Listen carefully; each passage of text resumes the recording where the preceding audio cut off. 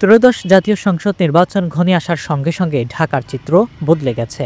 অলিগলি, প্রধান সড়ক, ভবনের দেয়াল, ফুটপাত, মেট্রো রেল পিলার, কোথাও পোস্টার, ব্যানার ও ফেস্টুনের দখল নেই এমন স্থান প্রায় খুঁজে পাওয়া যায় না। ব্যস্ত সড়কে প্রথম দৃষ্টিতেই এখন চোখে পড়ে অগণিত প্রচারণাপত্রের স্তর। আইন আছে কিন্তু প্রয়োগ নেই, এই অভিযোগই তুলছেন নগরবাসী। দেয়াল লিখন ও পোস্টার লাগানো নিয়ন্ত্রণ অনুযায়ী ২০১২ অনুযায়ী অনুমতি ছাড়া পোস্টার সাঁটালে ন্যূনতম ১০,০০০ এবং সর্বোচ্চ ৫০,০০০ টাকা জরিমানা ও অন্যথায় ৩০ দিন পর্যন্ত কারাদণ্ড হতে পারে।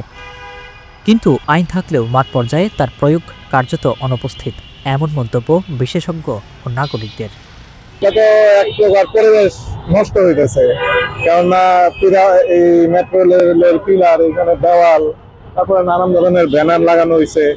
এটা তো পরিবেশ বান্ধব না, পরিবেশ দূষণ হইতেছে এক প্রকার। আমরা চাই প্রচারণা করুক, বাট এইভাবে না, পোস্টার, ব্যানার, ফেস্টুন এগুলা বাদে করুক। মেট্রো রেল পিলার, পার্কের চারপাশ, বিদ্যালয় এলাকার দেয়াল, এমনকি স্পষ্টভাবে পোস্টার লাগানো নিষেধ লেখা স্থানগুলোতেও লাগানো হচ্ছে রাজনৈতিক প্রচারণা।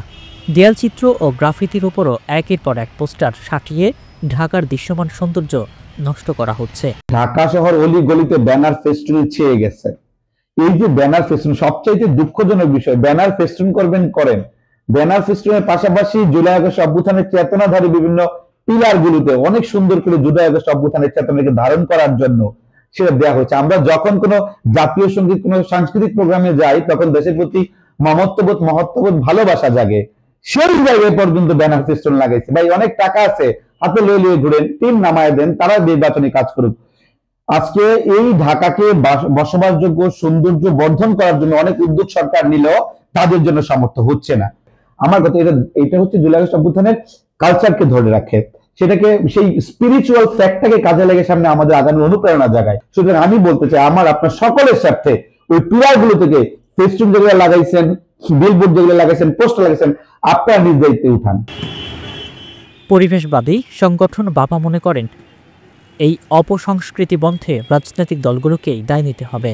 যেহেতু পোস্টারে প্রার্থীর নাম, ঠিকানা স্পষ্ট থাকে, তাই সিটি কর্পোরেশনের আইনানুগ ব্যবস্থা নেওয়ার ক্ষেত্রেও বাধা থাকার কথা নয়। ঢাকার 2 সিটি কর্পোরেশন জানাচ্ছেন তারা নিয়মিত অপসারণ অভিযান চালাচ্ছে। তবে মাঠ পর্যবেক্ষণে দেখা যায় গুলশান, বনানী, মিরপুর, মতিঝিল, পল্টন, রমনা ও শাহবাগ সহ অধিকাংশ এলাকায় এখনও অগণিত পোস্টারের সয়লাব অব্যাহত। গত সপ্তাহে ডিএনসিসি অবৈধভাবে লাগানো পোস্টার, ব্যানার সরানোর জন্য 7 দিনের সময়সীমা বেঁধে দিলেও অনেকেই সেই নির্দেশনা মানেননি। কর্পোরেশন জানিয়েছে, সময়সীমা অমান্যকারীদের বিরুদ্ধে এখন জরিমানার প্রস্তুতি চলছে।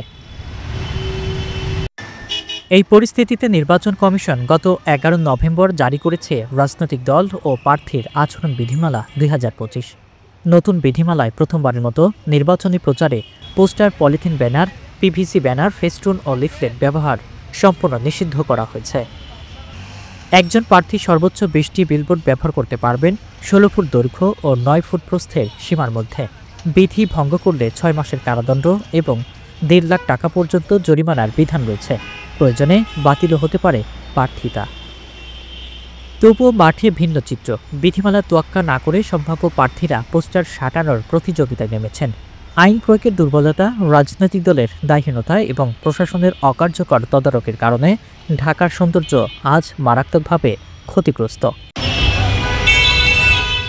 নগরবাসীর প্রশ্ন, এভাবে কি একটি আধুনিক রাজধানী পরিচালিত হতে পারে? শহরের পরিচ্ছন্নতা ও ভিজুয়াল সৌন্দর্য রক্ষায় এখনই প্রয়োজন কঠোর উদ্যোগ ও বাস্তবায়নযোগ্য পরিকল্পনা। বাণিজ্য বার্তা, ঢাকা।